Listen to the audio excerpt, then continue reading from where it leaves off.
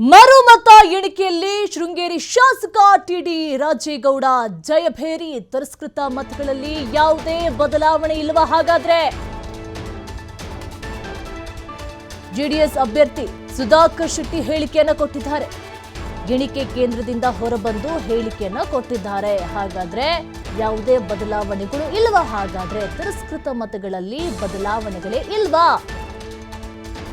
ಮರುಮತ ಎಣಿಕೆಯಲ್ಲಿ ಶೃಂಗೇರಿ ಶಾಸಕ ಟಿಡಿ ರಾಜೇಗೌಡ ಜಯಭೇರಿಯನ್ನ ಬಾರಿಸಿದ್ದಾರೆ. ಹಾಗಾದ್ರೆ ಜೆಡಿಎಸ್ ಅಭ್ಯರ್ಥಿ ಸುಧಾಕರ್ ಶೆಟ್ಟಿ ಹೇಳಿಕೆಯನ್ನ ಕೊಟ್ಟಿದ್ದಾರೆ. ಬೆಳಗ್ಗೆಯಿಂದ ಹುಡುಕ್ತಾ ಇದ್ರು, ಕಳೆದು ಹೋಗಿದೆ ಅಂತ ಹೇಳಿ. ಲಾಸ್ಟ್ ಟೈಮು ಟಿಡಿ ರಾಜೇಗೌಡ ಗೆಲುವನ್ನು ಸಾಧಿಸಿದ್ರು. ಅದು ಬಿಜೆಪಿ ಅಭ್ಯರ್ಥಿ ಜೀವರಾಜ್ ವಿರುದ್ಧ 201 ಮತಗಳ ಅಂತರದಲ್ಲಿ ಜಯವನ್ನ ಗಳಿಸಿದ್ರು. ಎಲ್ಲೋ ಒಂದು ಕಡೆ ಅದು ಸರಿಯಾಗಲಿಲ್ಲ ಎನ್ನುವಂತಹ ಕಾರಣಕ್ಕೋಸ್ಕರ ಮತ್ತೆ ಮರು ಎಣಿಕೆ ಆಗಬೇಕು ಅಂತ ಹೇಳಿ ಕೋರ್ಟ್ ಮೊರೆಯನ್ನ ಹೋಗಿದ್ರು. ಈಗ ಜೆಡಿಎಸ್ ಅಭ್ಯರ್ಥಿ ಸುಧಾಕರ್ ಶೆಟ್ಟಿ ಹೇಳಿಕೆಯನ್ನು ಕೊಟ್ಟಿದ್ದಾರೆ. ಎಣಿಕೆ ಕೇಂದ್ರದಿಂದ ಹೊರಬಂದು ಹೇಳಿಕೆಯನ್ನು ಕೊಟ್ಟಂತಹ ಜೆಡಿಎಸ್ ಅಭ್ಯರ್ಥಿ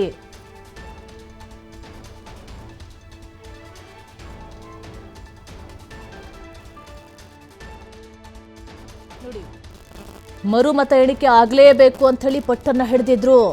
ಶೃಂಗೇರಿ ಕ್ಷೇತ್ರದಲ್ಲಿ ಚುನಾವಣೆ ಆಗಿದ್ದಂಥ 1811 ಅಂಚೆ ಮತಗಳ ಎಣಿಕೆ ಅದು. ಶೃಂಗೇರಿ ಕ್ಷೇತ್ರದಲ್ಲಿ ಗೆಲುವನ್ನು ಸಾಧಿಸಿದಂಥ ಕಾಂಗ್ರೆಸ್ ಟಿಡಿ ರಾಜೇಗೌಡ ಬಿಜೆಪಿ ಅಭ್ಯರ್ಥಿ ಜೀವರಾಜ್ ವಿರುದ್ಧ 201 ಮತಗಳ ಅಂತರದಿಂದ ಜಯವನ್ನ ಗಳಿಸಿದ್ರು. ಅಂಚೆ ಮತಗಳ ಮರು ಎಣಿಕೆಗೆ ಹೈಕೋರ್ಟ್ ಮೊರೆ ಸಹ ಹೋಗಿದ್ರು. ಇಲ್ಲ, ಏನೋ ಆಗಿದೆ, ಲೋಪದೋಷಗಳು ಆಗಿದೆ ಅಂತ ಹೇಳಿ ಬಲವಾದ ಒಂದು ಅನುಮಾನದಿಂದ ಹೈಕೋರ್ಟ್ ಮೊರೆಯನ್ನು ಹೋಗಿದ್ರು. ಹೈಕೋರ್ಟ್ಗೆ ಅರ್ಜಿಯನ್ನು ಸಹ ಸಲ್ಲಿಸಿದ್ರು. ತಿರಸ್ಕೃತ ಅಂಚೆ ಮತಗಳ ಬಗ್ಗೆ ತಕರಾರು ಅರ್ಜಿಯನ್ನು ಸಲ್ಲಿಸಿದಂತಹ ಜೀವರಾಜ್ ಅಂಚೆ ಮತಗಳ ಮರು ಎಣಿಕೆ ಮಾಡುವಂತೆ ಆದೇಶವನ್ನು ಸಹ ಕೊಟ್ಟಿತ್ತು ಹೈಕೋರ್ಟ್ ಆದೇಶದಂತೆ ಇವತ್ತು ಅಂಚೆ ಮತಗಳ ಮರು ಎಣಿಕೆ ಸಾಕಷ್ಟು ಭದ್ರತೆಗಳೊಂದಿಗೆ ಎಲ್ಲವನ್ನು ಸಹ ಮಾಡಲಾಗ್ತಾ ಇತ್ತು. ಕುತೂಹಲವನ್ನು ಕೆಳಿಸಿರುವಂತಹ ಶೃಂಗೇರಿ ಕ್ಷೇತ್ರದ ಅಂಚೆ ಮತದ ಮರು ಎಣಿಕೆ ಒಟ್ಟಾರೆಯಾಗಿ 279 ತಿರಸ್ಕೃತ ಮತಗಳಲ್ಲಿ 270 ಮತಪತ್ರಗಳಷ್ಟೇ ಪತ್ತೆಯಾಗಿದೆ ಅಂತ ಹೇಳಿ 9 ತಿರಸ್ಕೃತ ಮತಪತ್ರಗಳಿಗಾಗಿ ಅಧಿಕಾರಿಗಳು ತೀವ್ರ ಹುಡುಕಾಟವನ್ನು ನಡೆಸ್ತಾ ಇದ್ರು. ಬೆಳಗ್ಗೆಯಿಂದಲೂ ಸಹ ಎಲ್ಲಿ ಹೋಯಿತು ಅಂತ ಹೇಳಿ ಸಾಕಷ್ಟು ಅನುಮಾನಗಳೊಂದಿಗೆ ಸಾಕಷ್ಟು ಭದ್ರತೆಗಳೊಂದಿಗೆ ಎಲ್ಲವನ್ನು ಸಹ ಹುಡುಕಾಟವನ್ನ ನಡೆಸಲಾಗ್ತಾ ಇತ್ತು. ಈಗ ನೋಡಿದ್ರೆ ಮರುಮತ ಎಣಿಕೆಯಲ್ಲಿ ಶೃಂಗೇರಿ ಶಾಸಕ ಟಿಡಿ ರಾಜೇಗೌಡ ಬೇರಿಯನ್ನ ಬಾರಿಸಿದ್ರ. ಹಾಗಾದ್ರೆ ತಿರಸ್ಕೃತ ಮತಗಳಲ್ಲಿ ಯಾವುದೇ ಬದಲಾವಣೆ ಇಲ್ಲವಾ? ಹಾಗಾದ್ರೆ ಅವರೊಂದು ಬಿಜೆಪಿ ಒಂದು ಹೇಳಿಕೆಯನ್ನು ಕೊಡ್ತಾರೆ, ಜೆಡಿಎಸ್ನವರು ಒಂದು ಹೇಳಿಕೆಯನ್ನು ಕೊಡ್ತಾರೆ, ಕಾಂಗ್ರೆಸ್ನವರು ಒಂದು ಹೇಳಿಕೆಯನ್ನು ಕೊಡ್ತಾರೆ. ಇಲ್ಲ, ಯಾವ ಬದಲಾವಣೆಗಳು ಆಗಲಿಲ್ಲ, ಎಲ್ಲ ಇದ್ದಲ್ಲ ಇದೆ ಅಂತ ಹೇಳ್ತಾರೆ. ನೋಡಿದ್ರೆ ಈಗ ಜೆಡಿಎಸ್ ಅಭ್ಯರ್ಥಿ ಸುಧಾಕರ್ ಶೆಟ್ಟಿ ಹೇಳಿಕೆಯನ್ನು ಕೊಟ್ಟಿದ್ದಾರೆ.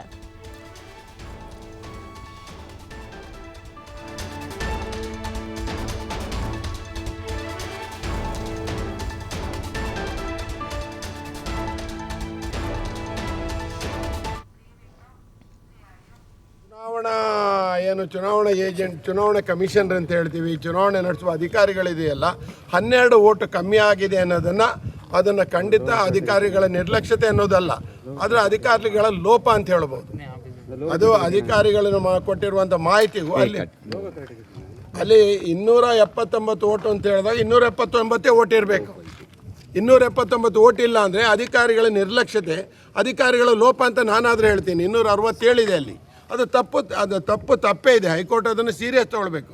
ಯಾಕಂದರೆ ಯಾವುದೇ ಚುನಾವಣೆ, ನಾನೊಬ್ಬ ನಿಂತಿರೋನು, ನನಗೆ 12 ಓಟಲ್ಲಿ ಸೋತಿದ್ರೆ ಇವತ್ತು ನನಗೆ ಅದು ನೋವಾಗ್ತಿತ್ತು, ಅಥವಾ 25 ಓಟಲ್ಲಿ ನಿಂತಿದ್ರು ಸೋತಿರೋ ನೋವಾಗ್ತಿತ್ತು. ಅದು ತಪ್ಪಿದೆ. ಮತ್ತು ವ್ಯವಸ್ಥೆ ಒಂದು ಸಾರಿ ಚುನಾವಣೆ ಮುಗಿದುಕೊಳ್ಳಿ ಇವತ್ತಾದರೂ ಅಧಿಕಾರಿಗಳಿಗೆ ಎಚ್ಚರಿಕೆ ಇದೆ. ಚುನಾವಣೆ ಸಂಪೂರ್ಣ ಆಗೋಲ್ಲವರೆಗೆ ಅಲ್ಲಿರುವಂಥ ಎಲ್ಲ ವ್ಯವಸ್ಥೆನೂ ಸರಿಯಾದ ದಿಕ್ಕಿನಲ್ಲಿ ಹೋಗಬೇಕಾಗಿದೆ. ಯಾಕೆಂದರೆ ಕೆಲವಾರು ಬಾಕ್ಸ್ಗಳೇ ಬೀಗ ಇರಲಿಲ್ಲ ಅಂದರೆ ಎಲ್ಲರೂ ಬೆಳಗ್ಗೆ ಒಂಥರ ಪ್ರಕ್ಷುಬ್ಧ ಪರಿಸ್ಥಿತಿ ನಿರ್ಮಾಣ ಆಯಿತು, ಏನೋ ಟ್ಯಾಂಪರಿಂಗ್ ಆಗಿರ್ಬೋದು ಅಂತೇಳಿ.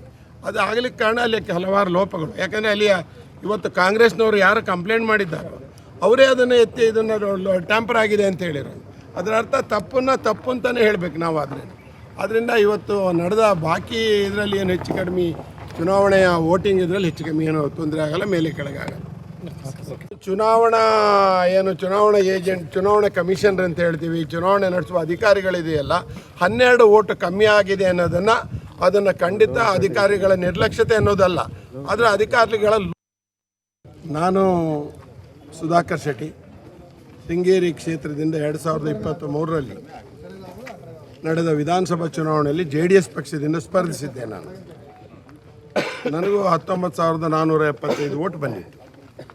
ಇದೀಗ ನೀವು ಎಲ್ಲರೂ ಕೇಳ್ತೀರಿ, ಇಡೀ ರಾಜ್ಯ ನೋಡ್ತಾ ಇದೆ. ಶೃಂಗೇರಿ ಕ್ಷೇತ್ರದ ಮತ ಎಣಿಕೆಯನ್ನು ಉಚ್ಚ ನ್ಯಾಯಾಲಯ ಹೇಳಿದೆ, ಸುಪ್ರೀಂ ಕೋರ್ಟ್ ಹೇಳಿದೆ ಅದನ್ನು ರೀಕೌಂಟ್ ಮಾಡಿ ಅಂತ. ಹಾಗಿದ್ದಾಗ ಎಲ್ಲರೂ ಮನಸ್ಸಲ್ಲಿ ಡೌಟ್ ಇರುತ್ತೆ ಏನಾಗಿರ್ಬೋದು ಅಂತ. ಹಾಗೆ ಕಾಂಗ್ರೆಸ್ ಪಕ್ಷ ಎರಡೂ ಕಡೆಯಲ್ಲಿ ಹೈಕೋರ್ಟಲ್ಲಿ ಹೋಗಿ ಕೇಳಿದೆ ಇದನ್ನು ಕೌಂಟ್ ಮಾಡಬಾರ್ದು ಅಂತ. ಸುಪ್ರೀಂ ಕೋರ್ಟಲ್ಲಿ ಹೇಳಿದೆ ಕೌಂಟ್ ಮಾಡಬೇಡಿ ಅಂತ.